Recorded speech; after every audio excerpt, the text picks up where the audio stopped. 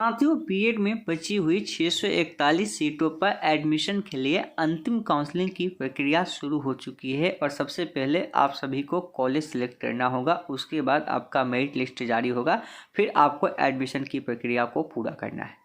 इसी बीच बहुत लोग के मैसेज और कॉल भी आ रहे हैं कि सर मेरा नंबर कम है, मुझे काउंसलिंग करना चाहिए या नहीं करना चाहिए, क्योंकि इस बार एक ही कॉलेज सेलेक्ट करने का मौका दिया गया है। क्योंकि एलएम ने इस बार भी आपके साथ कहीं ना कहीं धोखा किया है। क्या किया है पूरा हम आपको इस वीडियो के माध्यम से बताने वाले हैं, और साथ ही साथ आपको कॉलेज सेलेक्ट करना चाहिए या नहीं करना चाहिए, करना चाहिए तो कौन सा कॉलेज करना चाहिए, इसके ऊपर भी हम डिटेल्स में बात करने वाले हैं इस वीडियो में। तो इस वीडियो को आप लास्ट तक जरूर देखें।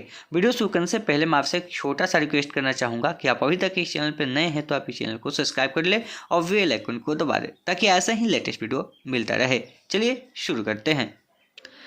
साथियों, जैसा आप सभी को पता है कि बीएड में एडमिशन के लिए अभी भी 641 सीटें खाली है और 641 सीटों पे एडमिशन के लिए अंतिम काउंसलिंग की प्रक्रिया शुरू हो चुकी है और यह प्रक्रिया जो है 15 अक्टूबर से शुरू हो चुकी है और यह 22 अक्टूबर तक चलने वाली है। अगर इसके बाद भी सीटें खाली रहती है तो इस प्रक्रिया को बढ़ा के वेटिंग लिस्ट निकाल के 25 अक्टूबर तक आपकी एडमिशन चलेगी और 25 अक्टूबर के बाद आपकी एडमिशन जो है क्लोज हो जाएगी। यानी कि इस साल आपका एडमिशन 25 अक्टूबर के बाद अब नहीं हो सकता है, फिर आपको अगले साल का इंतजार करना पड़ेगा।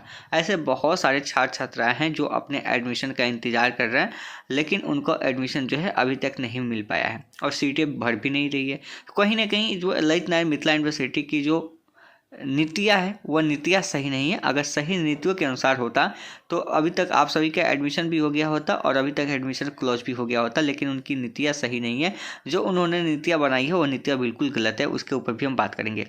तो सबसे पहले आपको करना क्या है, आपको अब करना है कॉलेज सेलेक्ट। यानी कि 15 अक्टूबर को आपका लास्ट काउंसलिंग के लिए कॉलेज आ गया था डिस्प्ले के ऊपर कि कहाँ पे कितनी सीटें खाली है, और कल आपका रजिस्ट्रेशन की प्रक्रिया भी पूरा हो गया। और रजिस्ट्रेशन वह लोग किया है जो कि पहले रजिस्ट्रेशन नहीं कर पाए थे, यानी कि पहले काउंसलिंग नहीं किए थे, पहले कॉलेज सेलेक्ट नहीं किए थे, केवल उन्हीं लोग को करना था। जो पहले से कर चुके थे उन्हें किसी भी राउंड में कोई भी कॉलेज मिला था, एडमिशन नहीं लिए या कोई कॉलेज नहीं मिला था, अगर पहले रजिस्ट्रेशन कर चुके हैं, पहले कॉलेज चॉइस कर चुके हैं, चाहे वो 9 कॉलेज चूज किए हों या 3 ही कॉलेज चूज किए हों, कोई भी कॉलेज चूज किए हों, उसके बाद उन्होंने कुछ नहीं किया है, तो वे सभी लोग जो है इसमें शामिल हो सकते हैं। हम आपको बोल रहे हैं कि सभी लोग शामिल हो सकते हैं। अब इसमें फिर कमेंट बॉक्स में एक कमेंट मत भरिएगा कि भैया हम भर सकते हैं कि नहीं भर सकते हैं, क्योंकि एक ही चीज़ को अगर बार बार बताया जाए तो बहुत ज़्यादा बेकार लगता है। तो हम आपको बता रहे हैं, वीडियो देखिए, वीडियो में हम आपको बता दिए कि सभी लोग भर सकते हैं। ठीक है, अगर रजिस्ट्रेशन आप पहले कर चुके हैं तो आप सभी लोग भर सकते हैं। अगर आपको किसी भी काउंसलिंग में कोई भी कॉलेज मिला होगा लेकिन आप एडमिशन नहीं लिए होंगे तो भी आप एडमिशन के लिए एलिजिबल हैं। बस आपको कॉलेज सेलेक्ट करना है और वह कॉलेज सेलेक्ट आपको आज और कल कर लेना। आज और कल के बीच में कभी भी आप कर सकते हैं। आपके पास 2 दिन का समय है, 17 और 18 अक्टूबर को आपके पास समय है, लेकिन आपको केवल और केवल एक ही कॉलेज का चुनाव करना है। तो आप अच्छे से सोच लीजिए, समझ लीजिए, उसके बाद आपको कॉलेज का चुनाव करना है और एक कॉलेज ही आपको सिलेक्ट करना है। तो इसके लिए बहुत ज़्यादा आपको परेशानी भी नहीं होगी। उसके बाद आपको 19 अक्टूबर को आपका कॉलेज आ जाएगा कि आपको कौन सा कॉलेज मिला है, और 19 को जब आ जाएगा तो फिर 19 से 22 तक आप पेमेंट करके और अपना आगे की प्रक्रिया पूरा करके एडमिशन करेंगे। उसकी प्रोसेस हम आगे आपको बताएंगे। ठीक है, उसके लिए आप हमारे ग्रुप में जुड़ जाइएगा जिसका लिंक वीडियो के डिस्क्रिप्शन में होगा, ताकि आगे की प्रोसेस आपको हम वहाँ पे बता देंगे। अब साथ में बात करते हैं कि जिनका नंबर कम है वे क्या करें, क्योंकि वे लोग काफ़ी परेशान हैं और उनका नंबर भी कम है। तो वैसी स्थिति में क्या करें, देखिए मेरा सजेशन यही है कि अगर आपका नंबर कम है तो आपके एडमिशन की उम्मीद तो बिल्कुल ही कम है इस बार। और इस बार खास करके इसलिए कम है क्योंकि इस बार एलुम ने सबको मौका दिया है। एलुम की जो नीतियां है वह गलत है। अगर एलुम को सबको मौका ही देना था तो जब स्पेशल राउंड की प्रक्रिया चल रही थी काउंसलिंग की, जो सेंट्रलाइज काउंसलिंग की प्रक्रिया चल रही थी, जो 5वीं काउंसलिंग से शुरू हुई थी, जहां पे 4469 सीटें खाली था, वहां से सबको मौका देना चाहिए था। जहां पे 3 कॉलेज सिलेक्ट करने का मौका दिया गया था वहां पे मौका दिया जाना चाहिए था सबको। लेकिन एलुम जो है सबको ठगने का काम किया है और यहाँ पे अंत में आके जब 641 सीटें खाली है तो सबको अलाउ कर दिया है। अब बताइए कि 4469 सीटें खाली थी तो वहाँ अलाउ करना चाहिए। अब 641 सीटें खाली है। इससे पहले जो 7वीं टर्म का आपका कटअप गया था वह काफ़ी कम गया था। हालांकि एलुम ने 7वीं कटअप भी जारी नहीं किया। अब बताइए उसकी मनमानी को कौन समझेगा। तो एलुम ने कटअप भी जारी नहीं किया। क्या पता है कि वह कॉलेज अलर्ट हुआ था सबको सही ही अलर्ट हुआ था, कटअप का पता नहीं। तो उसमें 45 नंबर 40 नंबर वाले 50 नंबर वाले को भी एडमिशन मिल गया था। अब वैसी स्थिति में अगर यह काउंसलिंग नहीं आती, सबको मौका नहीं मिलता, एलएनयू अपने फ़ायदे के लिए दूसरों को बलि का बकरा बनाता है, ठीक है। तो यहाँ पे नहीं होता तो 641 जो सीटें थी वो कम से कम कटअप और कम आता। तो जो 40-45 जिसका कटअप गया था कॉलेज का, उसका और डाउन आता, वो 42-43 पे आता, ठीक है। या हो सके कि मैक्सिमम 45-46 पे आता, जो भी होता वो आता तो कम नंबर वालों को फ़ायदा होता। तो ना तो पहले ज़्यादा नंबर वालों को भी फ़ायदा हुआ और ना तो अब कम नंबर वालों को भी फ़ायदा हुआ। अब यहाँ पे एलएनयू इसलिए काउंसलिंग लेके आया है क्योंकि उसकी मजबूरी थी कि जो अनरजिस्टर्ड कैंडिडेट थे, आपको पता है कि 1,80,000 आसपास बच्चे मतलब एग्ज़ाम पास किए थे, उसमें से मात्र 1,16,000 ही रजिस्ट्रेशन किए थे। और रजिस्ट्रेशन में पैसा लगता है, जो SC ST होंगे 500, जो BC होंगे इन लोगों को 750 और जनरल वालों को 1,000, इतना पैसा लगता है। अब 1,16,000, मान लीजिए 50,000 बच्चे वहाँ पे फॉर्म को फिलअप नहीं किए, 64,000 के आसपास।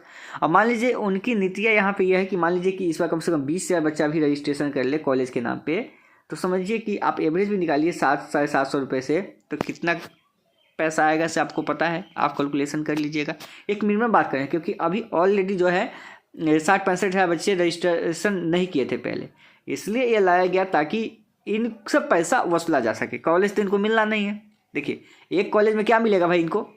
अब ये लोग जो कॉलेज सेलेक्ट किए हैं, मान लीजिए जिसका 44 नंबर है 45 नंबर है, कॉलेज नहीं सेलेक्ट किए, अब वैसी स्थिति में अभी जब रजिस्ट्रेशन किए हैं तो इनको कौन सा फ़ायदा हो जाएगा। एक ही कॉलेज तो सिलेक्ट करना है, एक ही, जहाँ एक सीटें खाली है 2 सीटें खाली वहाँ पर सिलेक्ट करेंगे, दूसरा कोई आएगा लेके चला जाएगा, अब इसी में से दूसरा लेके जाएगा। तो रजिस्ट्रेशन जो किए हैं तो कहीं ना कहीं पैसा कमाने का तरीका है, और इसलिए उन लोगों को भी मौका दिया गया है जो कि इससे पहले कॉलेज मिल गया था, एडमिशन नहीं लिए थे। तो मजबूरी यहाँ पे है, पैसा निकालना है एक एक कॉलेज चॉइस करके। यहाँ पे 3 कॉलेज का चॉइस भी तो देना चाहिए ना। अगर जो रजिस्ट्रेशन कर रहा है लास्ट समय में भी आप उससे पैसा निकालने की कोशिश में है, ठीक है, 700 रुपये 750 रुपये, अगर आपकी नीतियाँ इतनी अच्छी होती तो आपने जब सबसे रजिस्ट्रेशन करवाया, ठीक है, यानी कि 1,16,000 बच्चे जब रजिस्ट्रेशन इससे पहले कर चुके हैं, तो आप उसमें से एडमिशन जो लिए हैं 36,000 या 37,000 लेंगे जो सीटें हैं। तो क्या आपकी इतनी अगर मानसिकता अच्छी है तो 1,16,000 में से जो रजिस्ट्रेशन के लिए आप पैसा लिए थे, तो बाकी का यहाँ पे 37,000 का रख के बाकी का लौटा क्यों नहीं देते हैं। आपकी मानसिकता इतनी अच्छी है तो आप क्यों नहीं लौटा देते। क्योंकि एक तो कॉलेज उसको नहीं मिला है, वो बच्चा खुद परेशान है, वो कहाँ से पैसा लेके आपको दे रहा है आपको पता नहीं। आप फॉर्म भरने के नाम पे ले लिए, कहाँ काउंसलिंग होता है तो पैसा लगता है जी। अलग से आप पैसा कमाने के एक जुगाड़ लगा दिए, एक तरीका लगा दिया कि भाई चलिए इतना है कि पैसा कमाया जाए। आप बच्चे को लगता है कि 500 700 1,000 ही तो राशि है, लेकिन आपका वह राशि कितना बदलता है आपको नहीं पता है। वह 1,16,000 का कैलकुलेशन आप कर लीजिए, जो अभी इससे पहले, अभी इस बार भी 15-20 हज़ार हो गया होगा, ठीक है। तो इतना का कैलकुलेशन कीजिए जो एक्स्ट्रा पैसा जा रहा है। इसके अलावा जो 3,000 रुपये जाता है उसका भी वही हाल है। 3,000 रुपये आप जो लेते हैं कॉलेज कन्फर्म करने के लिए लेते हैं। आप कहते हैं कि हम कॉलेज को रिटर्न कर देते हैं, लेकिन कॉलेज वाला कहता है हमारे पास आया नहीं है। कुछ कॉलेज वाला दे देता है, कुछ कहता है नहीं आया है। आप उस पर एक्शन क्यों नहीं लेते हैं। तो ये सारा लूटने का एक जरिया बन चुका है। तो जिनका नंबर कम है, अब आपके पास कोई दूसरा विकल्प नहीं है, क्योंकि इसमें सभी आ गए हैं।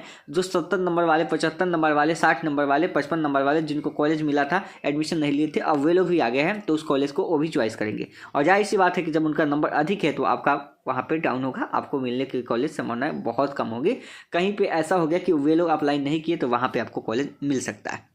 तो ऐसी स्थिति में अब आपके पास कोई दूसरा विकल्प है नहीं, तो आप कॉलेज डालिए। एक कॉलेज तो चॉइस करना है, काउंसलिंग छोड़िए नहीं। अब इतना जब करके आए हैं तो छोड़ने से क्या फ़ायदा है, ठीक है। तो इसलिए आप उस काउंसलिंग को कीजिए, एक कॉलेज को सिलेक्ट कीजिए। अब जो होना होगा होगा, आपकी किस्मत आपके साथ होगी तो होगा, नहीं होगा तो नहीं होगा।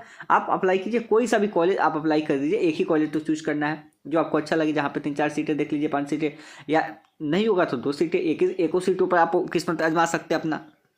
तो इसलिए अब आप सभी को अपने स्वेच्छा अनुसार यहाँ पे फॉर्म को फिलअप करना है। इसमें बहुत ज़्यादा सोचने की ज़रूरत आपको नहीं है कि कटअप क्या होगा नहीं होगा, क्योंकि ऑलरेडी आपका 99% आपका चांस नहीं है कि आपका एडमिशन इसमें हो सकता है। 1% कहीं से आपका किस्मत अगर आपको लेके चला गया तो हो सकता है, नहीं तो आपका एडमिशन नहीं होगा। यह सिर्फ काउंसलिंग जो है पैसा कमाने के उद्देश्य से किया जा रहा है, मतलब बच्चों के भविष्य से कोई मतलब नहीं है। अगर वही भविष्य से मतलब होता तो उनके मौका जो है 5वीं काउंसलिंग के तहत ही दिया गया होता, जहाँ पे 4,469 सीटें खाली थी। या इसमें भी दिया गया होता तो कम से कम इसमें 3 कॉलेज सेलेक्ट करने का मौका दिया होता। अरे कम से कम उसकी किस्मत ये तो पता चलेगा कि उसको कम से कम 3 ऑप्शन तो था, कम से कम बच्चा तो कम से कम ये तो माइंड में करता। लेकिन ये लोग नहीं, ये लोग सिर्फ पैसा लेना जानते हैं, इसलिए वे रजिस्ट्रेशन जो नहीं किया था उसको भी मौका दे दिया। वाह रे सिस्टम, जब यही सब आपको करना चाहिए था तो जो स्पेशल काउंसलिंग निकाले उस समय करना चाहिए था। अभी आप क्यों किए? लास्ट में आपको क्यों दया है? जो दया आपको पहले आना चाहिए था लास्ट में क्यों आए? आप इसको लास्ट में भी नहीं निकालते। आप करे तो गलती नहीं है, बच्चा करे तो गलती हो गया। तो ये लोग सिर्फ पैसे के लिए कर रहे हैं, इसलिए परेशान नहीं होना है और दिल को छोटा मत करना है। देखिए जो चीज़ें निकल गई वो तो हाथ से निकल गई, लेकिन आने वाला कल आपका भविष्य है, ध्यान रखिएगा। अब इस एलएमयू की मनमानी नहीं चलेगी। अगली बार जो है दूसरी यूनिवर्सिटी एग्जाम को कंडक्ट कराएगी और उसका भी फॉर्म 3-4 महीने बाद आपका देखने को मिल जाएगा। तो आप तैयारी में लग जाइएगा जिनका कम नंबर है, ठीक है। अलग से तैयारी करना शुरू कर दीजिए, भले ही काउंसलिंग या कर लीजिए, ठीक है। जो सही है वही हम आपको बता रहे हैं। तो उम्मीद करते हैं कि आपको समझ में आ गया होगा कि आपको काउंसलिंग करना है कि नहीं करना। हमारी सजेशन है कि सबको काउंसलिंग करना है, ठीक है। सबको एक एक कॉलेज सेलेक्ट कर लेना है, जो होगा देखा जाएगा, नहीं होगा तो नहीं होगा। आप काउंसलिंग छोड़ेंगे थोड़े ना, काउंसलिंग सेलेक्ट कीजिए, एक कॉलेज कोई सा भी चूज कर लीजिए जो आपके आसपास खाली है, उसको देख के आप सेलेक्ट कर लीजिए जहाँ पे सीटें खाली है। इस वीडियो को भी हम अपने टेलीग्राम चैनल पे भेज चुके हैं, वहाँ से आप डाउनलोड कर सकते हैं। धन्यवाद।